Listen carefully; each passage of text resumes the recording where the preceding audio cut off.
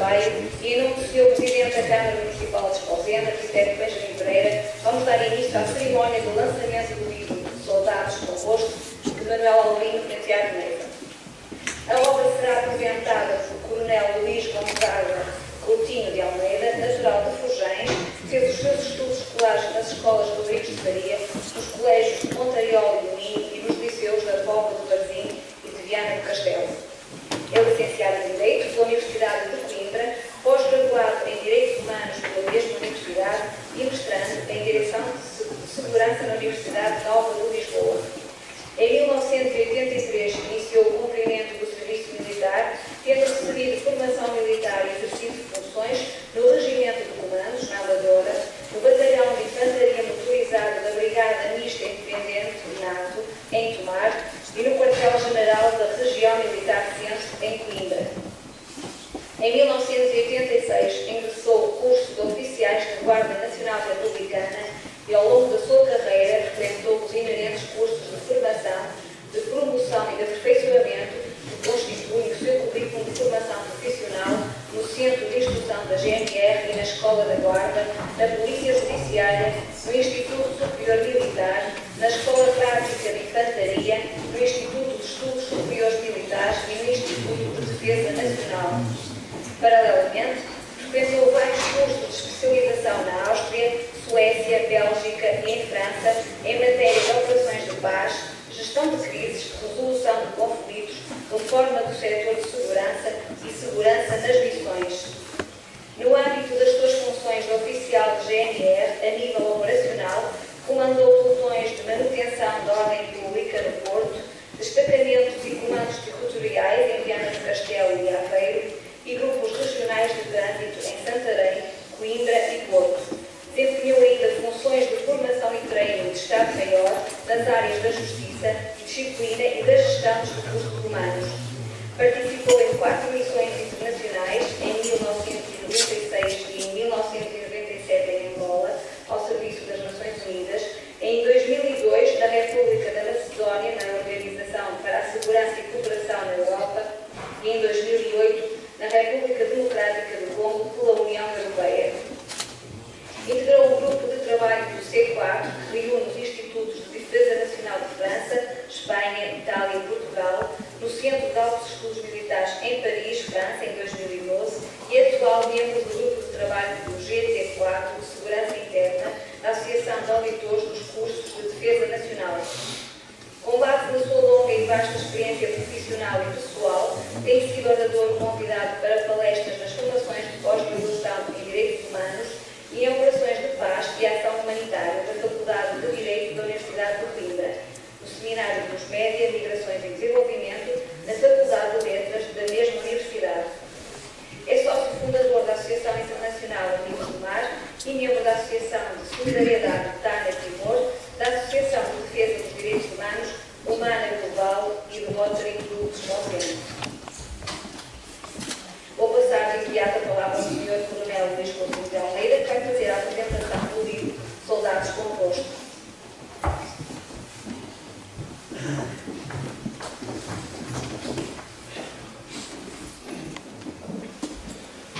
Sr. Presidente da Assembleia Municipal de Esposende, Sr. Presidente da Câmara Municipal de Esposende, arquiteto Benjamin Pereira, Sr. Vereador presentes, Sr. João Tato presentes, Sr. Comandante das Palavras dos Serviços da Póvoa do Varzim, Coronel Feliciano Henrique Lopes, Sr. Representante de 10 mil mortos e milhares de incapacitados.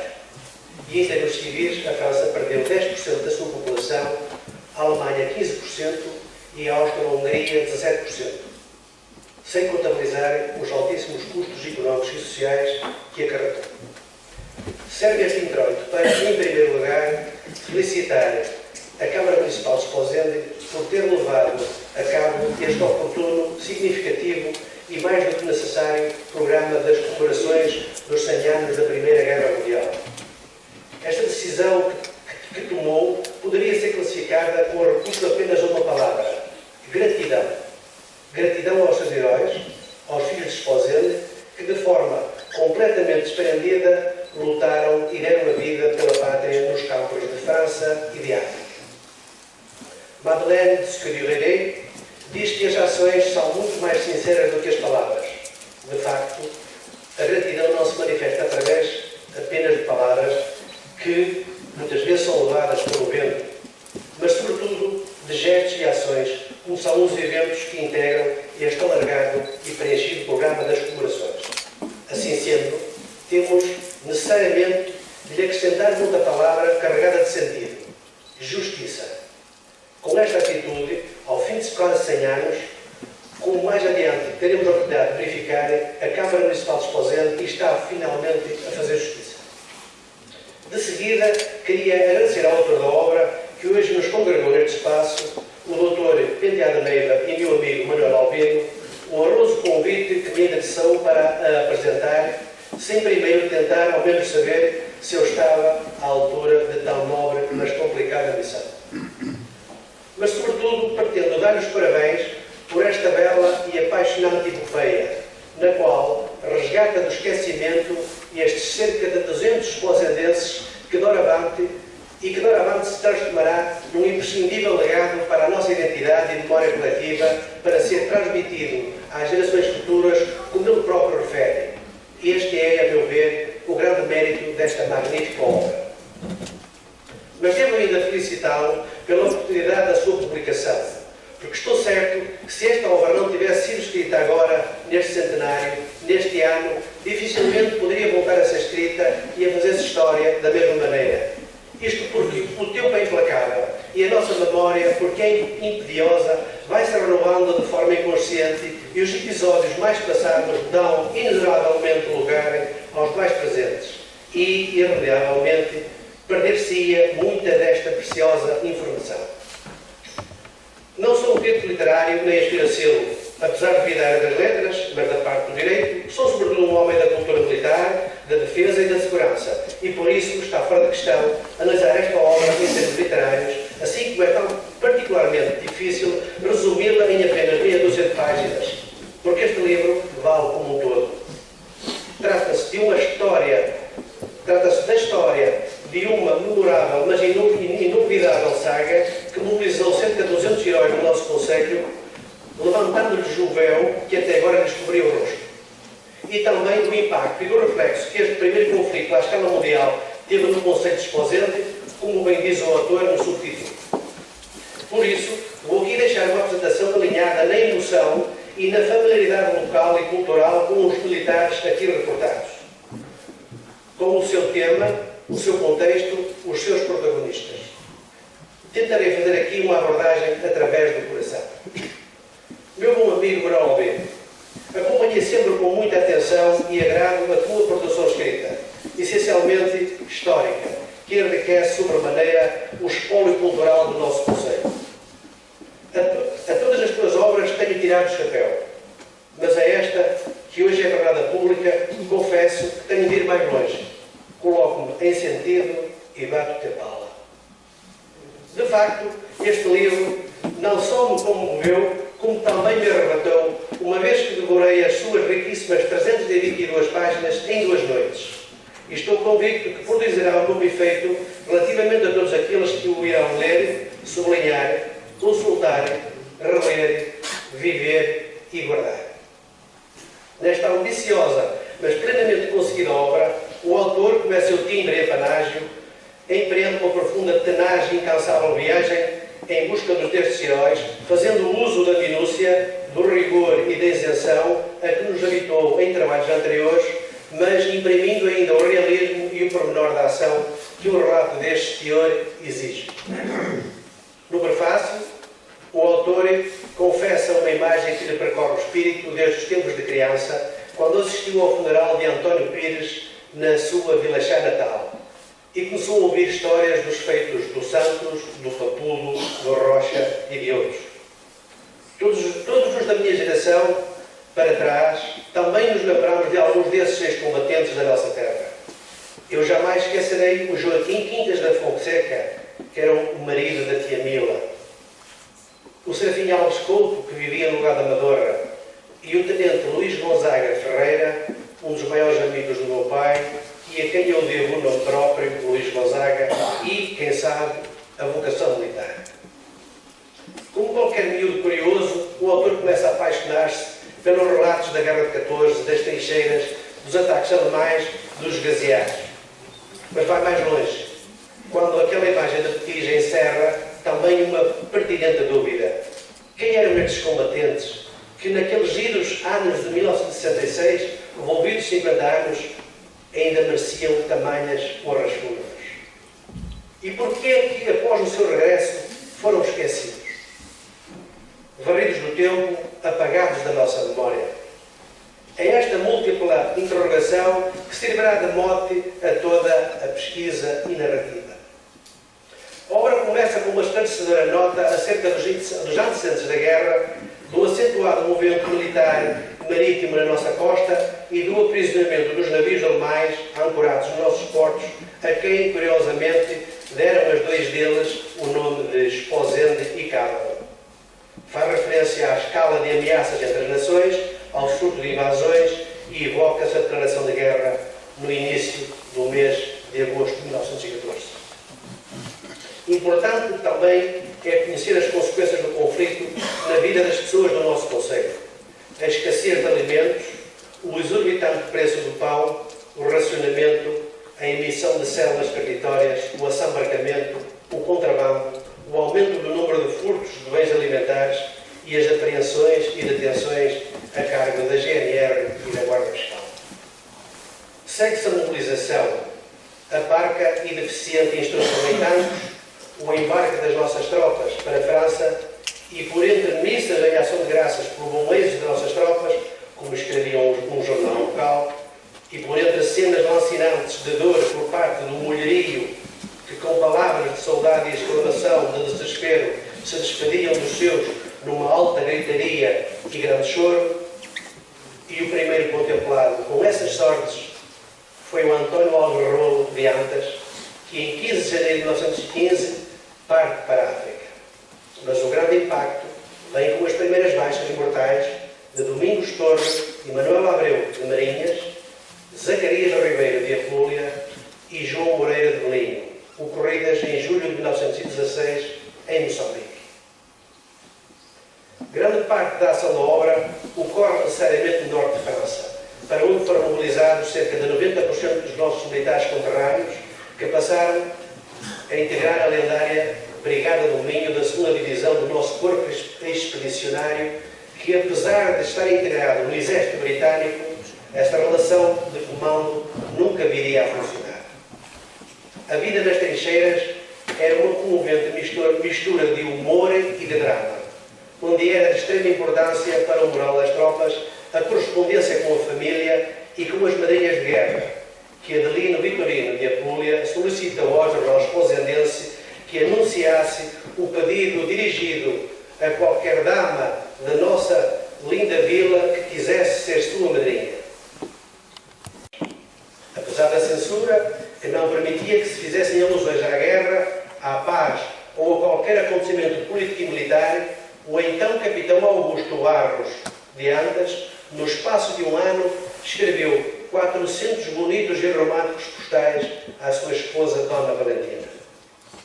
Os mesmos Barros de Antas, unidos por laços matrimoniais aos Barros Lima de Esposende, constituem um raro caso patriótico a nível nacional de 6 elementos da mesma família que, em simultâneo, serviram a pátria nesta guerra. O Coronel Augusto, que mais tarde viria a ser administrador do Conselho, o Coronel Carlos, o alfeis engenheiro Manuel, o Tenente-Coronel Médico Ramiro, o Tenente-Coronel Lauro, que mais tarde seria Presidente da Câmara de Esposende e da Póvoa de Varzim, e o Tenente Médico Henrique, um recorde que de longe ultrapassa os 4 irmãos do filme de Spielberg, O Resgate do Soldado Ryan, da Segunda Guerra Mundial. Também através do Esposendense, os militares da Apúlia protestaram contra os seus conterrâneos, que fizeram festas e danças, turcatas e divertimentos na sua freguesia, enquanto eles davam o sangue e a vida para defender a pátria. O protesto ficou registado. Mas, lá por terras gaulesas, também nem todos eram santos.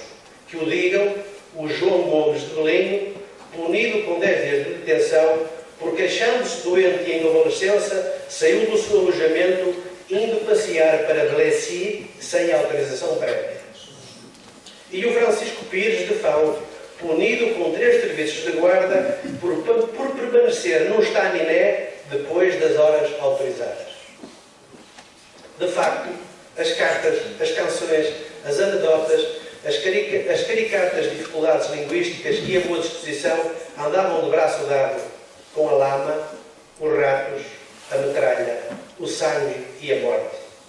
E o ponto alto da crónica é, efetivamente, a Batalha de Lalis, aquele dia 9 de abril de 1918, aquele inferno de Dante sobre a terra, muito por força da enorme desigualdade entre as forças oponentes. Uma divisão portuguesa contra 8 divisões alemãs. Puros e duros são os relatos, na primeira pessoa, de Francisco Pires de Fão, que de entre um monte de vítimas sai engatinhando, completamente desfigurado, desorientado e perdido na neblina, caminhando no sentido contrário ao das trincheiras durante vários quilómetros em completo desnorte. Ou a heroica fuga do António Ribeiro de Marinhas, primeiro das garras dos alemães que o queriam matar, depois das mãos dos ingleses que o queriam levar para o contra-ataque. É que naquele fatídico dia, Portugal sofreu 7.000 baixas. Repito, 7.000 baixas. Entre mortos, incapacitados e aprisionados. Em apenas 4 horas. Repito, em apenas 4 horas. Depois de Lalis, a guerra durou apenas mais 6 meses. E a maior parte dos nossos rapazes, felizmente, regressou com vida, apesar das mazelas físicas e psicológicas. O alívio das famílias e amigos foi enorme. E a festa foi ainda maior. Sobretudo em Marinhas, onde no ano seguinte, em 1919, a festa de São Sebastião foi inteiramente suportada pelos 30 militares locais que regressaram da frente. Depois de Lalis, outros foram feitos prisioneiros, como foi o caso de Ângelo Priegni de Fão, que no trajeto para o cativeiro se recusou a obedecer a um alemão que, de arma apontada à cabeça, lhe exigia o relógio. Como consequência, foi encerrado num forte em Liege, onde, quando não tinha comida, diz que chegou a comer erva para sobreviver. Houve ainda quem tivesse desertado. Outros, de livre vontade, ficaram ou regressaram à França, como o António Novo de Fonteboa e o Amândio Carvalho de Fão. E ainda quem, de tão cansado e indignado com a guerra, não conseguiu viver em paz. Referimos-nos ao Domingos Costa de Antas, onde passou a viver nas aldeias comunitárias da Serra do Soares e da Peneda, evitando assim uma segunda mobilização.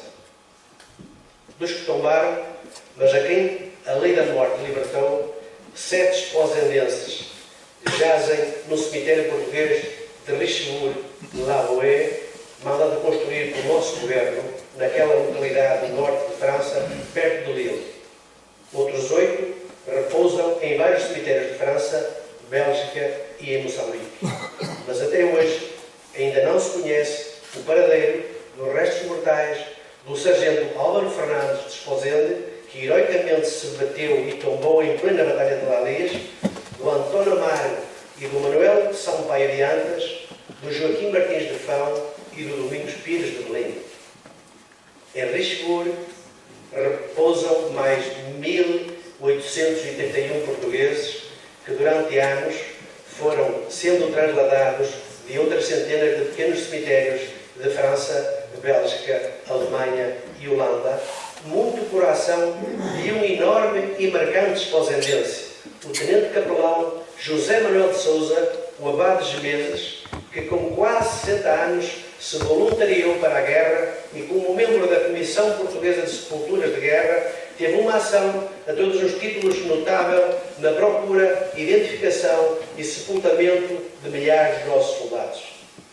Foi inúmeras vezes louvado e condecorado, mas para testemunhar a sua prestimosa e inestimável contribuição para a causa, nada melhor do que o relato do Jornal Nacional Diário de Notícias, do Diário de Notícias de 9 de maio de 1918, acompanhando os feridos até às últimas, rezando missa pelos mortos, enterrando-os debaixo de bombardeamentos e pedindo licença para voltar à frente para continuar a sua nobre missão. O regresso foi efusivo, por um lado, mas triste e deprimente por outro.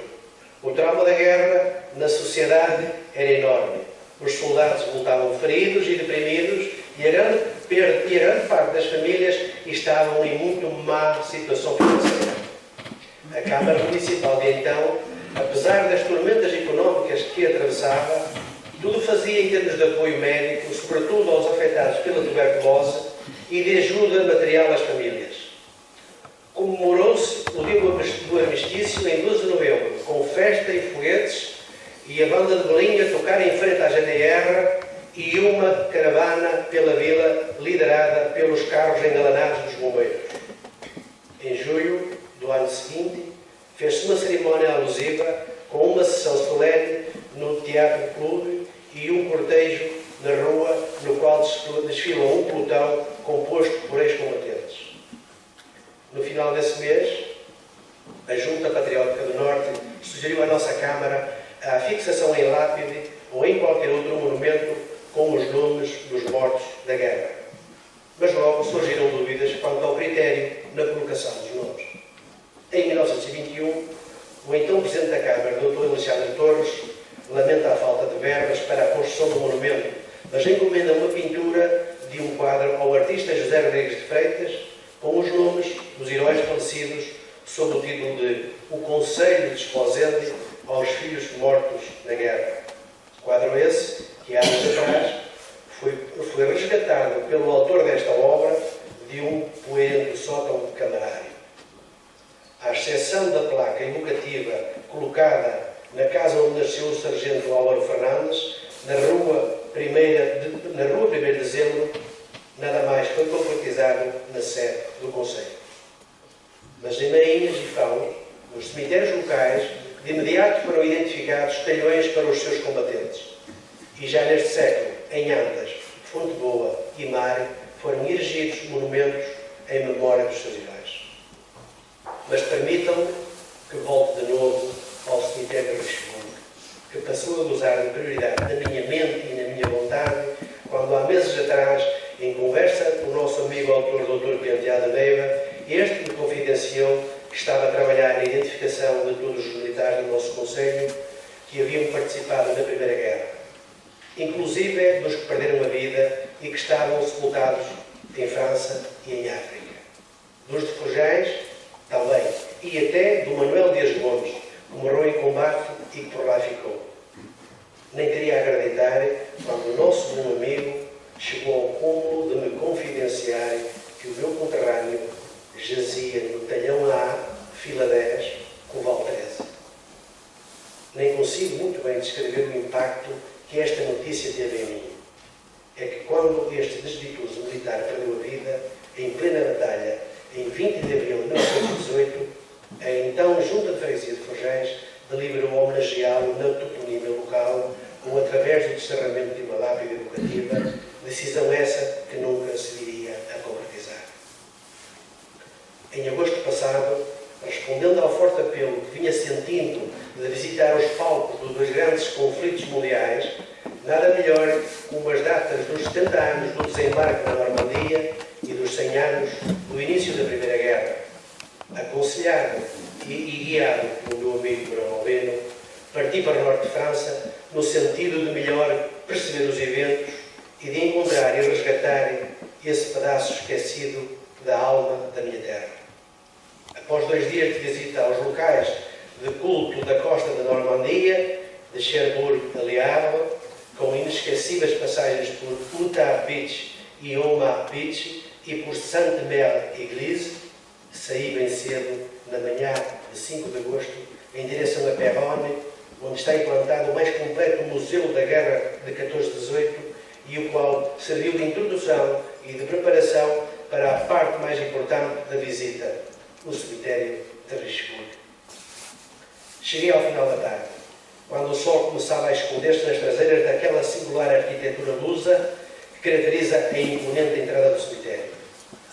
Não foi possível conter a forte torrente de sentimentos que se apoderou de mim. Quando se entra naquele espaço português, ninguém fica indiferente. Estremecemos e arrepiámos-nos. Em termos de espaço, não nos sentimos em França, mas em Portugal. E em termos temporais, não estamos apenas em 2014, mas em todo o tempo. Em 1141, com Dom Afonso, em 1385, com Dom Bruno, em 1640, contra os espanhóis, em 1807, contra os franceses, sempre. Um sentimento que imediatamente nos remete ao silêncio, entrecortado aqui e ali por acordes dos verdes anos da guitarra de Carlos Paredes e nas palavras de Pedro Tadeu. Eram enganos e era um medo. A morte a rir nos nossos verdes anos. Depois do primeiro impacto, seguiu o azimuth que o Dr. Penteado Neiva gravou na minha memória. O Coval 13, da fila 10, do talhão A. E em frente ao nosso Manuel, reverenciei-me, orei e emocionei-me. E em nome dos mais de 3.000 forjanenses, exaltei-lhe o patriotismo, louvei-lhe a coragem e pedi-lhe desculpa pelo atraso de 96 anos. Depois, em conversa mais informal, relatei-lhe como foi este último século lá na Terra, das colheitas às festividades, da festa de Santa Marinha, da Feira de São Roque e do seu lugar da Pedreira, na Capela da Santa e do Rio Neiva, na Ponte do Mincho. Custou muito despedir-me dele, mas prometi-lhe que lá voltava em breve para lhe deixar uma placa com a gratidão de todos os forjanenses, ao lado das muitas mensagens das inúmeras autarquias, ligas e associações portuguesas, bem como daquelas duas placas que evocam a passagem por aquele lugar sagrado do Presidente Jorge Sampaio em 2002 e do Primeiro-Ministro Passos Coelho em junho passado. Ainda passei por lá com o tio, a escassos 4 km, onde o nosso Estado mandou erigir um imponente memorial da autoria do escultor Teixeira Lopes, que homenageia os nossos heróis portugueses. Mais tarde, passaria também por Novel Chapelle para ver o local do Cristo das Trincheiras, onde os nossos militares portugueses estão venerados, ao ponto de a França autorizar em 1958 a sua transferência para o Mosteiro da Batalha. Quando cheguei a Lille para parlamentar, sentia-me uma outra pessoa, alguém que regressava de uma viagem no tempo. Tantas eram as emoções que percorriam os sentidos. A missão estava cumprida. Chegava à terra natal, propus à Assembleia de Freguesia a edificação de um memorial que reunisse os nomes não apenas do Manuel e dos seus camaradas da Flandres, mas de todos os outros conterrâneos que, ao longo da história, lutaram pela pátria e pela paz.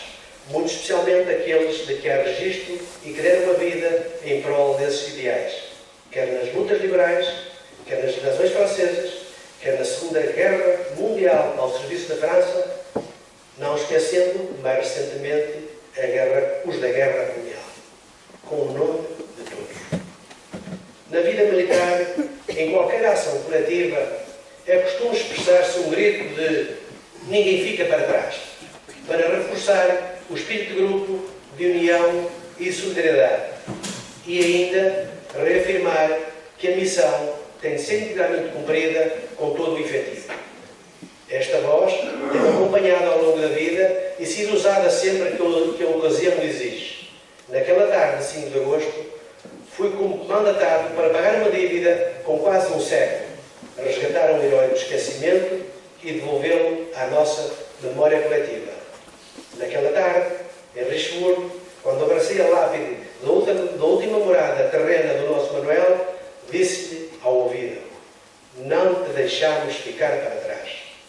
Obrigado, Dr. Manuel Albino Penteado Neiva, obrigado à Câmara Municipal de Esposende por terem resgatado estes nossos heróis de esquecimento e por não os terem deixado ficar para trás.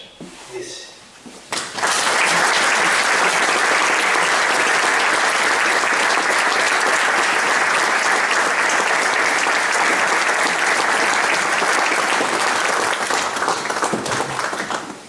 Sem intervenção do Dr. Albino Penteado Neiva, autor do livro.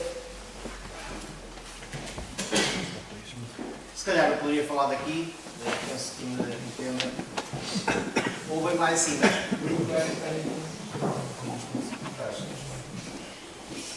Deixam aqui o Sr. Presidente da Câmara, Sr. Presidente da Assembleia Municipal, Srs. Vereadores, Srs. Deputados Municipais e demais autarcas aqui presentes. Minhas senhoras, meus senhores, Comunicação Social, meu caro amigo, Coronel Luís Coutinho de Almeida. Começo por fazer alguns agradecimentos a pessoas e instituições que me apoiaram durante a investigação e a publicação deste trabalho, deste livro.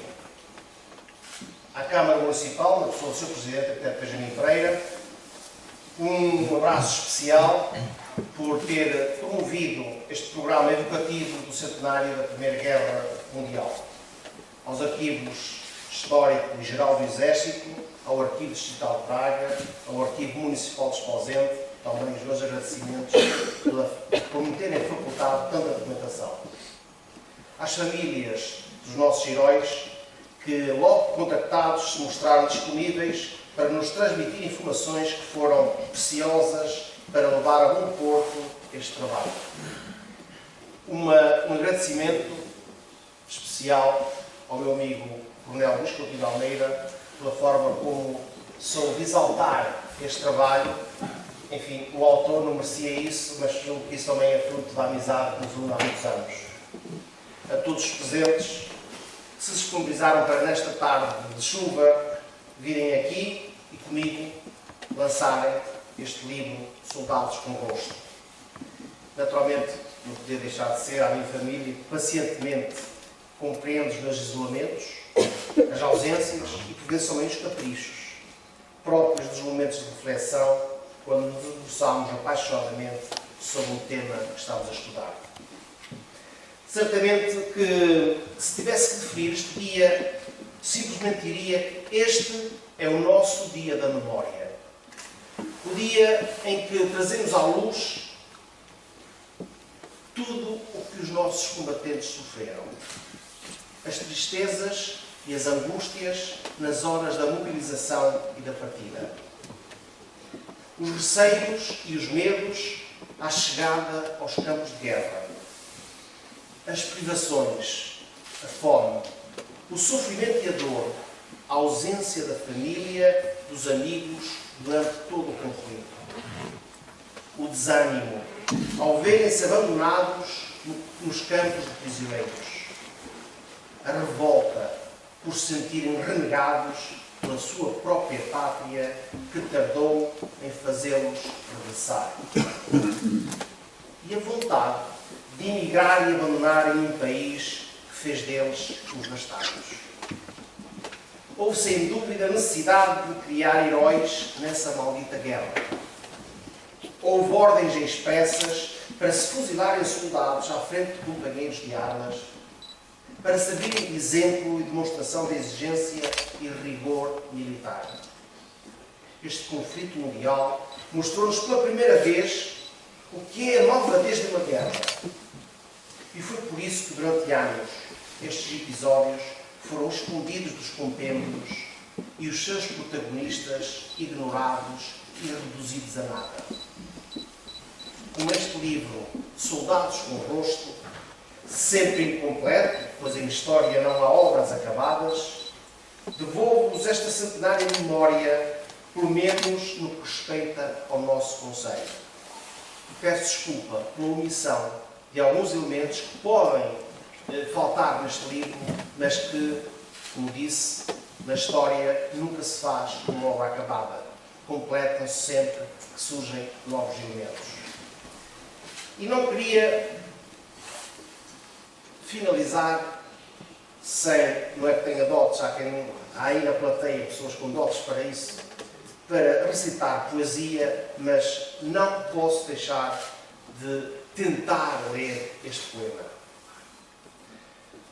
No plaino abandonado, que a morta brisa aquece, de balas trespassado, duas de lado a lado, jaz morto e arrefece.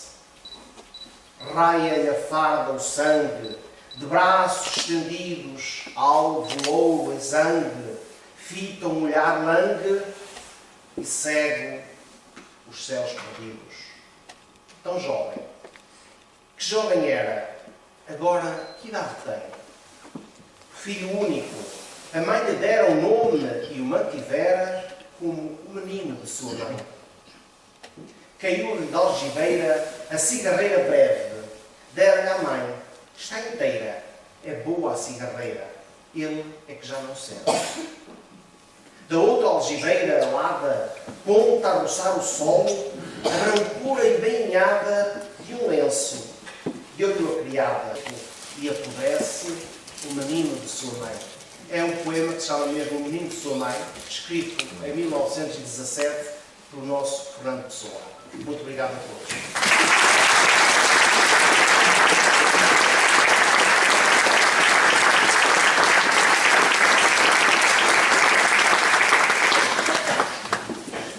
Encerrado o período de intervenções, vai dar a palavra o Sr. Presidente da Câmara Municipal, arquiteto Benjamin Pereira. Gostaria de cumprimentar os meus colegas da mesa, o autor, o Dr. Penteado Negra, o Sr. Coronel, o meu conterrâneo Luís Coutinho, cumprimentaria o Sr. Presidente da Assembleia Municipal e demais deputados municipais aqui presentes, os seus vereadores, o Sr. Vice-Presidente que está aqui connosco, os seus representantes de junta, pelo menos hoje aqui, as autárquicas, enfim, todos os representantes de outras entidades, civis e militares aqui presentes, os familiares, de uma forma muito particular, de minhas senhoras e meus senhores. De uma forma muito breve, no primeiro comentário seria dizer que temos aqui de facto uma obra excepcional e tem muito a ver com o nosso passado, mas embora haja pessoas que consigam entender o contrário, embora nós não consigamos perceber como é que têm essas capacidades para não respeitarem o nosso passado e a nossa história. Mas enfim, são outras questões que não virão a propósito, ou se calhar até virão mesmo a propósito. Mais que pedir desculpa a todos aqueles que têm ficado de pé, de facto uma sessão muito concluída, infelizmente isto é a Casa da Assembleia Municipal e tem a limitação que tem, mas de facto é de louvar o facto de ter tanta gente e peço-vos imensa desculpa, porque uma sessão um pouco longa até é sempre um bocado desconfortável ter que ficar de pé, mas enfim, ficará aqui esse pedido de desculpa. Se tivéssemos adivinhado, com toda a certeza teríamos ido para o auditório municipal, toda a gente estaria bem mais confortável. Deixaria aqui um convite, obviamente, também, hoje aqui muitas caras pela primeira vez, gostaria muito que faço sempre isso, não é? Numa situação particular, nos convidar a participar nas nossas Assembleias Municipais, aqui em baixo ficam os deputados municipais, enfim, todos os elementos eleitos, por lá em cima, gostávamos muito de ver esta casa cheia e preenchida, é mesmo a casa da democracia do município, é o antigo Grêmio, toda a gente, muitos se lembram disso, este edifício foi, enfim, uma aquisição até litigiosa, na altura bem difícil de fazer, evoluiu-se para este edifício que foi projetado pelos técnicos da Câmara Municipal, é um edifício que podem ver aí fora, acabou por ser agraciado com um prémio de arquitetura, é confortável e vai estar sentado, obviamente, mas é um edifício que gostaríamos muito de os ver nesses momentos e em muitos outros, porque não é só e apenas para a Assembleia Municipal, mas nós aqui decorrem muitas outras sessões, como esta de hoje, e portanto é um convite que nos deixe, enfim, nestas tardes chuvosas de inverno, porventura, para que possam vir até cá e, enfim, participarem um pouco da vida cívica mais desta nossa cidade.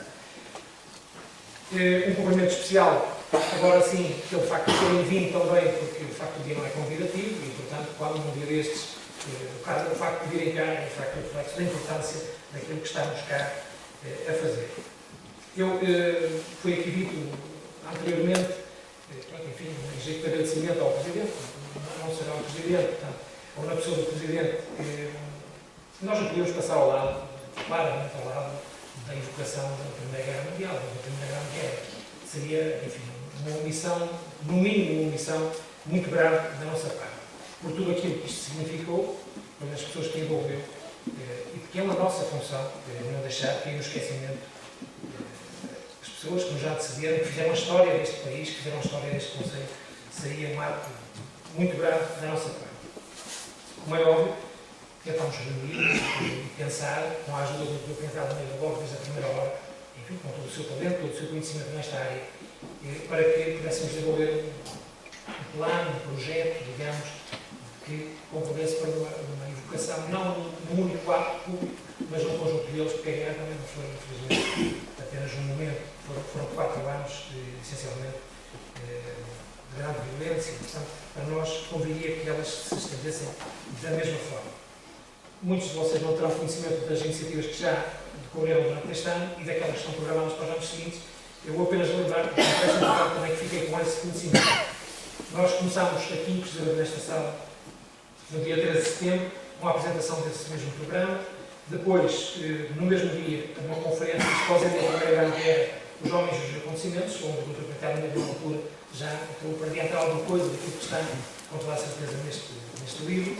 Depois, a abertura e a inauguração de uma exposição documental Novas da Guerra, Autores e Narrativas. Depois, em 27 de setembro e 4 de outubro, tivemos um percurso educativo da Primeira Grande Guerra em Esposende, com visita orientada também pelo consultor do Manuel Ricardo Meira. Foi compartilhada junto do Museu de Esposende e edifício de escolas jornalistas. Depois, no dia 3 de outubro e 7 de novembro, um ciclo de cinema sobre a Primeira Grande Guerra. No dia 8 de novembro, visita ao Museu Militar do Porto.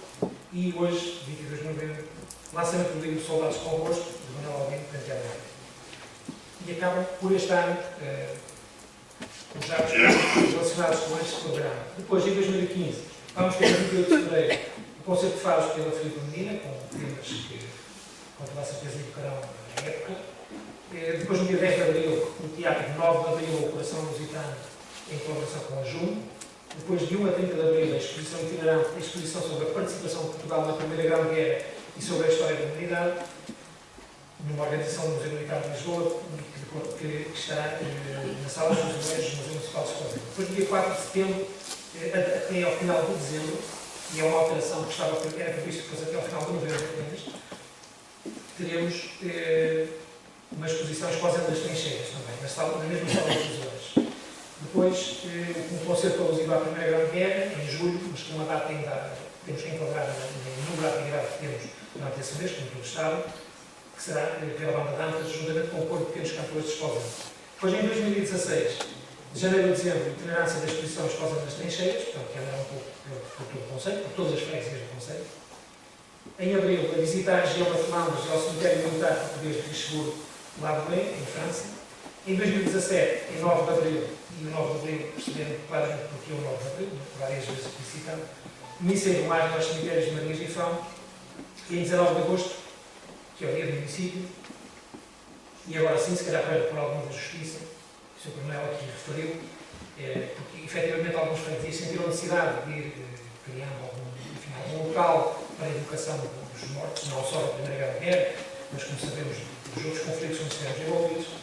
E teremos a inauguração do monumento aos mortos da Primeira Grande Guerra. É um projeto para trabalharmos em conjunto, vamos tentar desenvolvê-lo da melhor forma, encontrar um motivo e um autor capaz de desenvolver esta obra, mas que marcará claramente e não deixará cair no esquecimento todas estas pessoas que deram a sua vida pela nossa terra e pelo nosso país em geral. Depois, em 2018, em 11 de novembro, uma conferência comemorativa do armistício. E eu, quando da apresentação, lancei aqui um desafio que não estava aqui no programa, mas que me pareceu oportuno, atendendo, enfim, ao clima de paz, àquilo que nós não valorizamos, nós só valorizamos a paz se estivermos em guerra, é um bocadinho como a saúde. Mas entendi que uma vigília pela paz, porque nós temos que transmitir estes valores aos mais jovens, seria um momento bastante importante. Não vale a pena, ou não chega, aliás, estarmos aqui todos reunidos, refletirmos sobre isto, todos sabemos as dificuldades, enfim, tudo o que se passou. Emocionámos até a falar destas coisas, mas é muito importante que os vindouros e os jovens de agora percebam estes problemas. Quando nós vemos jovens portugueses, de descendência portuguesa, combaterem no Estado Islâmico, acho que conseguimos perceber melhor o que é que está na cabeça desses jovens. Porque é que eles acabam por ir para um conflito que, enfim, não lhes diz nada, apenas por motivações religiosas, eventualmente.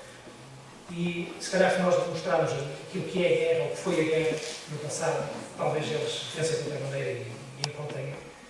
Canalizem a sua energia, digamos, mais para o exercício da paz, que tanta falta faz a tanta gente. Eu confesso-vos, enfim, eu sou um bocado assim, sou um bocado emotivo, começo a falar e depois desvio-me do rumo das coisas. Mas ainda ontem, eu estava em Lisboa, fui lá em serviço para a apresentação daquele programa eleitoral, e presos no meio do trânsito, a gente vai descendo algumas daquelas ruas, que juntam ao Chega ao meio. E não diria porta sim, mas porta sim, porta não. lá estava uma pessoa qualquer sentada com um saco de plástico dentro das pernas, cabeça baixa, podia passar, enfim, nem é a nossa realidade, nós vivemos no céu, aqui a esposa, não sei se tem bem noção disso, mas ali no meio daquele ambiente, que não é um ambiente de guerra, mas é um ambiente urbano, não é a capital do país, mas as dificuldades que as pessoas ainda passam hoje. Portanto, se todos canalizássemos a nossa energia, o nosso conhecimento, o nosso trabalho, para a solidariedade, para os seres humanos que nos rodeiam, afinal, aqueles que estão ao nosso lado, não é preciso ir para nenhum país para fazer isso, e temos, infelizmente, muita gente a precisar. Se calhar tínhamos um mundo bem melhor. E portanto, toda esta temática da guerra ainda nos conduz para outra vertente da condição humana que, enfim, devemos tentar eliminar e passar à frente, evoluir enquanto povo, embora as evidências do dia a dia e os próprios órgãos de comunicação nos venham todos os dias a trazer situações extremamente brutais e que nós pensamos já estão esquecidas, muitas vezes apenas por motivações políticas, coisas completamente absurdas, disputas de território, afinal as mesmas que já estavam nas origens desta guerra, da Primeira Guerra, da Segunda Guerra Mundial, enfim. Portanto, regressando aqui às minhas notas, porque não era por aqui, mas penso que ficaram por aí bastante geral daquilo que se pensou fazer e, portanto, da responsabilidade que a Câmara tem, nem mais nem menos, é apenas uma responsabilidade que temos de fazer isto e de trazer à memória de todos, enfim, relembrar até essas pessoas que ficámos com uma toponímia, com um ou outro, numa rua, e, verdadeiramente, eu também tenho dito isto muitas vezes, nem sabemos, às vezes, quem é. Isso é uma ignorância que não pode persistir nas nossas cabeças. Alguém tem que se encarregar, ainda bem que há pessoas como o Dr. Neito e muitos outros que temos, felizmente, o nosso conselho também, que se encarregam de estudar estas coisas e de ir lá buscar nesses sótãos onde se encontram os quadros, mas também se encontra muita coisa, muitas outras coisas com informação muito pertinente. E quem é que não quer saber dos seus? Quem é que não quer saber dos seus antepassados?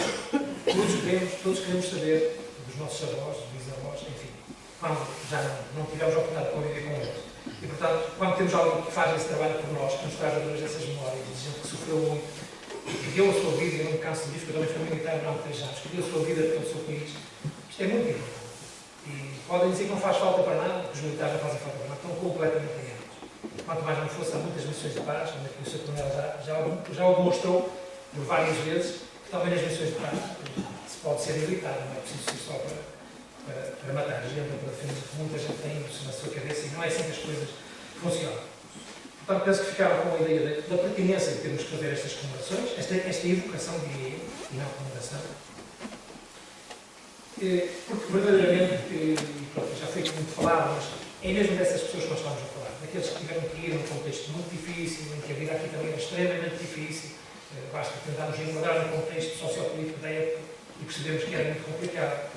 E é para homenagear esses, os que lá foram, os que voltaram e aqueles que infelizmente não voltaram sequer.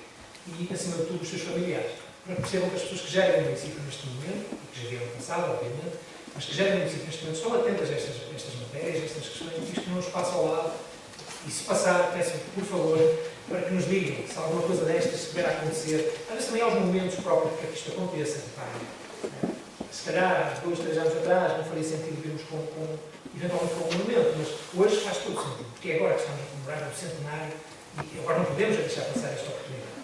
E, portanto, para os familiares, de uma forma muito sincera, eu queria deixar aqui uma palavra, precisamente disto, para dizer que estamos aqui para trabalhar, que estamos atentos a tudo isso. Depois, há aqui uma componente de reposição da verdade histórica. Eu não sei se repararam, porque muitos dos escritos da época davam os portugueses como árabes, pessoas que não conseguiram, que não eram corajosos ao ponto de combater o local onde os colocaram.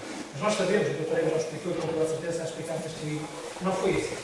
Infelizmente, foram pessoas arrancadas de meios mais florais, que não tiveram uma preparação adequada, nem nenhum militar, nem nenhum desportista. Ninguém é um gênio de futebol, para trazer a coisa para a qualidade, se não tiver tido, desde miúdo, uma preparação. As coisas não funcionam assim. E, portanto, também o militar precisa da sua preparação. E o que aconteceu foi pegar em pessoas e colocaram-nos frente a soldados altamente treinados, povos de guerra, que estão constantemente em guerra, que sempre lutaram, e claro, foram assassinados, verdadeiramente assassinados. Mas isso não é sinal de covardia, muito contrário, é coragem, até enorme coragem, e de sacrifício, que foi um sacrifício humano daquelas pessoas. E depois nem os próprios que os levaram, que lhes deviam dar apoio, que lhes deviam dar, nem esses, até esses os abandonaram. Não deixa de ser absurdo e caricato. De resto, dizer-lhes que estas coisas só podem acontecer, isto acaba por ter algumas despesas, como devem imaginar. Pronto, só deixar aqui uma nota que nós estamos atentos a estas matérias, do ponto de vista cultural, que é isso que estamos a falar, que inclusive aumentámos o nosso orçamento para 2015, cerca de 30% do investimento na área da cultura. Portanto, é muito importante que também percebam que não é apenas retórica, não é apenas estar a dizer que estamos a fazer, é também dedicar a componente financeira que é necessária para que as coisas aconteçam, como é óbvio. De resto, passar aos agradecimentos, agradecer de uma forma muito especial ao Luís Coutinho, porque afinal somos da mesma matéria, convivemos constantemente, ao Sr. Coronel, muito nos orgulha, naturalmente, enfim, foi o Dr. Neiva que o fez, que o convidou, não tem nada a ver com o facto de ser forjante, apenas é a personalidade que não queria que fizessem essa interpretação, por amor de Deus, que é pelo seu valor, pelo seu passado e por ser um militar, enfim, o prestígio que tem, já está aqui com toda a certeza, não é por mais nada. De resto, depois, e de facto dedicar, que eu também aqui nota, minuciosa e sempre muito apaixonada, como acaba por falar, mas muito descritiva até em relação àquilo que... E aqueles nomes muito engraçados das pessoas da técnica, ele tem essa capacidade de os decorar sempre e de saber isso tudo. Um agradecimento muito especial ao Dr. Pedro Almeida. Enfim, isto já começa a ser abundante, porque este homem é um poço de conhecimento. É uma pessoa extremamente importante para o nosso Conselho, desde a primeira hora que se disponibiliza logo para trabalhar, para fazer as coisas, para nos trazer isto que é o nosso passado e o nosso presente também. E portanto, o que é que eu ia dizer mais? Vou estar a agradecer publicamente pelo seu talento, pela sua dedicação e por essa mesma disponibilidade. Deixar um convite, se me é permitido, para que todos participem neste programa, nestas iniciativas. Tem aqui iniciativas muito interessantes, inclusive a ida à França, por exemplo, vamos ter que nos organizar, isso é mais lá para a frente, em 2016, mas penso que será um momento extremamente importante para os familiares, porventura, e portanto, mas em todas as outras iniciativas eu deixava aqui um convite muito especial para que pudessem comparecer. E obviamente que, de forma prévia, antes de cada uma delas nós as divulgaremos, não será só hoje, como devem compreender. De resto, desejar-vos um ótimo fim de semana, continuação de um bom fim de semana para todos e agradecer-vos a vossa atenção. Muito obrigado.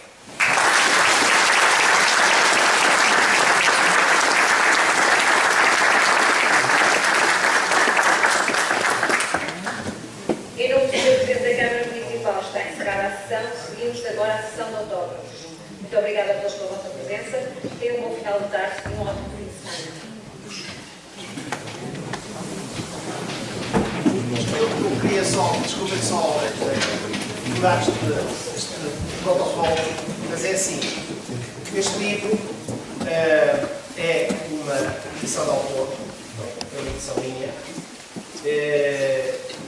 não quis mesmo que a Câmara o editasse, por várias razões que eu vou explicar aqui, mas o Sr. Presidente da Câmara fez questão, eu tenho que agradecer isso, mas é um gesto que eu penso que é interessante. Eu disse, não, a Câmara quer oferecer os livros às pessoas que estão no lançamento e, portanto, esses livros é uma oferta da Câmara. Não é uma oferta minha, peço imensa desculpa, mas também é uma oferta minha, também entendam isso. Acaba por ser um gesto simbólico e, portanto, os livros que vão agora perceberem que eu estarei aqui, para aqueles que entenderem e quiserem isso, a minha assinatura, eu estarei aqui disponível, mas são uma oferta da Câmara Municipal e agradeço à Câmara esse gesto também, se calhar em vosso nome também.